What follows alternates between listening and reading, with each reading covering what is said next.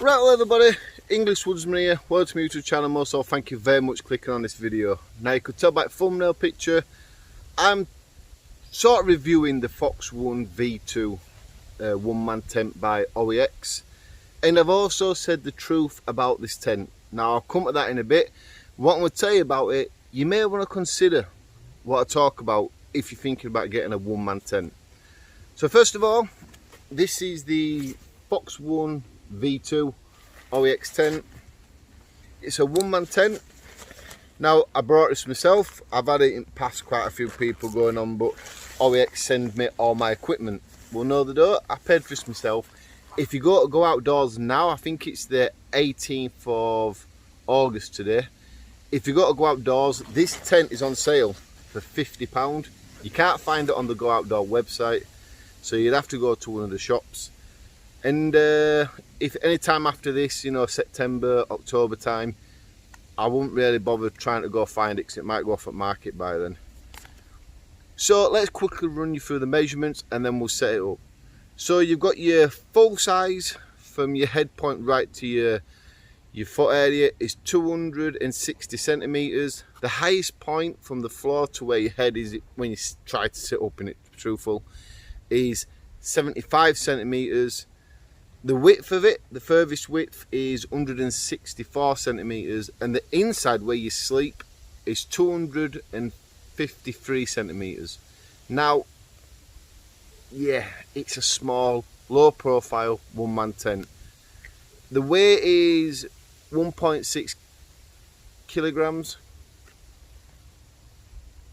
Kilo, is it? Kilograms? One over anyway, 1.6 kilos, let's say. Hydrostatic head is 5,000. It's got aluminium poles, 2 of them, and it's got a number of pegs. Breathable polyester, fire resistance, and all that stuff. We can always look that up on Netcart when we're going to buy this tent, but for now, let's set it up and I'll bring you back to look at it. Right, so your poles do just clip in quite easily, like so, and you get this little, like a tunnel part, you push it through and you connect it. I wonder if you can see that alright, just on that hook there. It does seem to be a bit of a tighter fit there. Yeah, it seems a bit tight, but that's what's going to keep it nicely apart, so you've got no problem with the inner moving around inside. Now, when you're setting a tent up, I know a lot of people do know this, I'm no professional by the way, it's always better to put your poles in first and then go around with your pegs.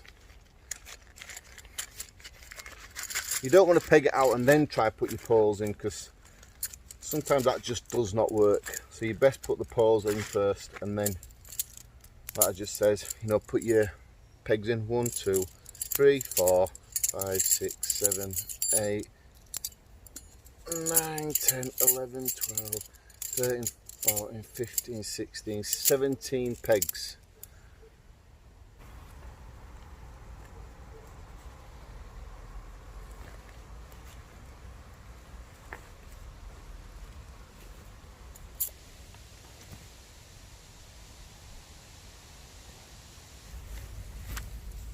Right, so the main entrance point is a full zip all the way around and down, and on the other side you've got a bit of a smaller zip. I think this is one where once your fly sheet's on, you've got storage room here and you can put like your boots there or maybe a small rucksack. We'll have a look at that when it's all set up.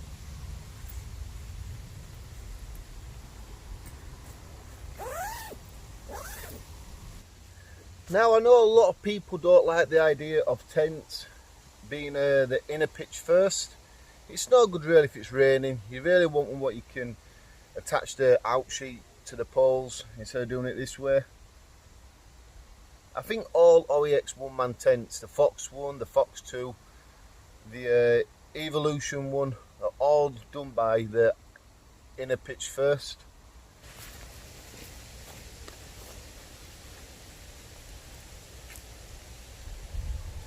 I'm just gently doing a shoelace knot.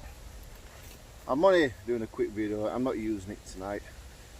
So it's just a quick review video, so no need to fasten them out too tight. And once you fasten them, if you just shade it out, like so, and then you can pull your fly sheet over and then start to peg it out. And it is same at the bottom, gently tie it around. God, I can't even do a shoelace knot here, like so.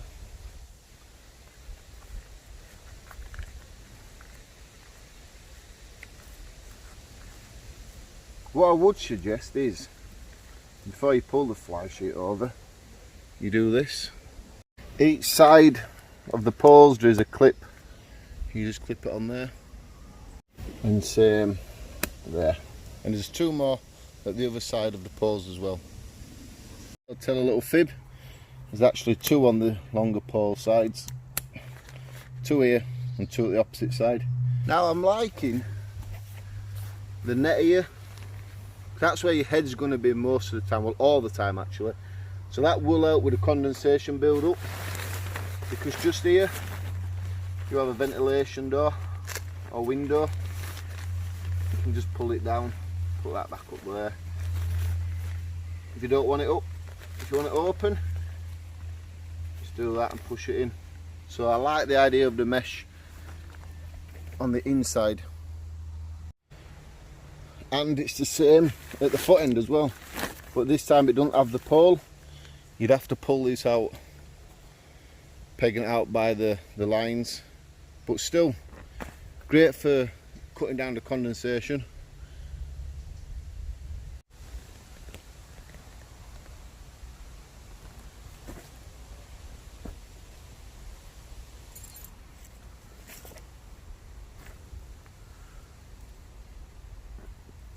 Right, so if you're going to be camping out in really windy weather, I would recommend, but you fasten this in.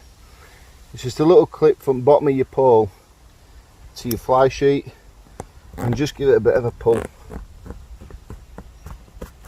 Like that. That just keeps the fly sheet more to the pole, instead of it flapping around if any wind gets underneath.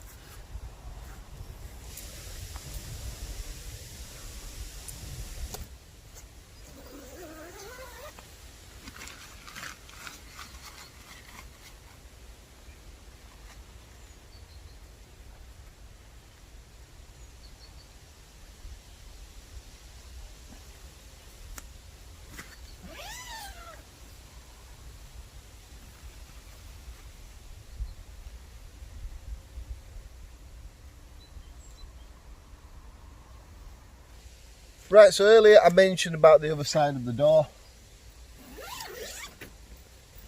It's a perfect little spot just to stick your rucksack, or like your boots or your trainers, whatever you like to go camping in, and you can just close it up. And that's out of the rain, or you got more enough room at the side here.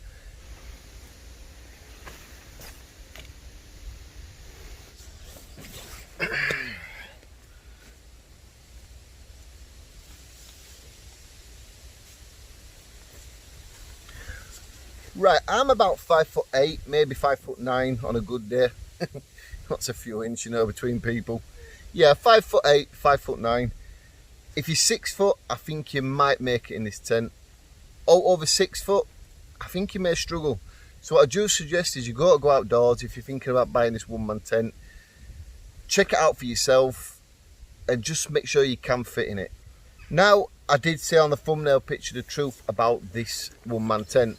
Now, not just this tent, any one-man tents. My past experience tells me you can't cook in them. I think we all know that by now. You shouldn't really cook in a tent anyway. But yeah, there's no way cooking in it, boiling a drink in it. You can't change any clothing inside. It's too much of a struggle. I wouldn't use it for winter camping, because winter camping, you are in your tents a lot of hours, so you ain't got much movement either really. So winter camping is probably a no-go for this tent. Summer camping, definitely. But like I said, there's not a lot you can do in these one-man tents. So if you're just some person who likes to move around a lot, do stuff inside your tent, do check out maybe a 2-man tent for yourself. If you're someone like myself who's more than happy just to lay down, listen to your phone, do a bit of video editing inside and just chill out, then a 1-man tent is perfect.